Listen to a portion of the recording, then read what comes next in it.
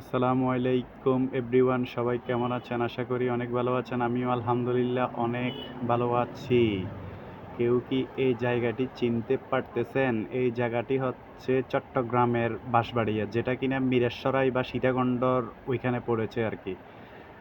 দেখুন জাহাজটি কিভাবে পানিতে আসতেছে, আর পানির স্রোতগুলা অনেক দ্রুত গতিতে উপরের দিকে আসতেছে। তো এই কাছ থেকে জাহাজ বা নৌকা ভ্রমণ এগুলা যখন করা হয় তখন অনেক ভালোই লাগে। জীবনে অনেক কিছুই দেখার বাকি আছে। তো মাঝখান দিয়ে আবার আমি এক মুরব্বির সাথে গুনগুন করে গান শোনাচ্ছি। মানে না পারলে যা হয় আর কি। পারলে তো শব্দ করে শোনাইতাম। যেহেতু পারি না এই কারণে গুনগুন করে গান করার চেষ্টা করতেছি আর কি। মুরব্বিও আমাকে বারবার বলতেছে, আরেকটা শোনাও, আরেকটা শোনাও। আমি একটু একটু করে শোনাচ্ছি।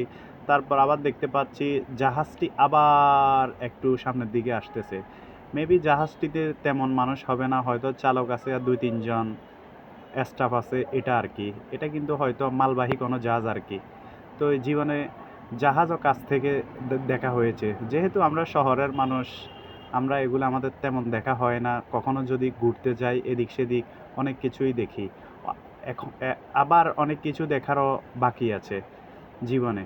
তো জীবনকে সুন্দর করতে হলে বা জীবনে অনেক কিছু ফিল পেতে হলে অবশ্যই ঘুরতে হবে, নিত্য নতুন জায়গায় যেতে হবে। এভাবেই সুন্দর সুন্দর প্রাকৃতিক দৃশ্য বা মানুষের তৈরি দৃশ্যগুলো দেখা যাবে। আমি ঘুরিয়ে ঘুরিয়ে বাঁশবাড়িয়া সমুদ্র সৈকতকে দেখানোর চেষ্টা করতেছি। তো আবার মুরব্বি আমাকে পানিতে বলতেছে, আবার একটা গান শোনাও। তখন আমি মুরব্বিকে আবার গান শোনানোর চেষ্টা করতেছি। মুরব্বিও শুনতেছে।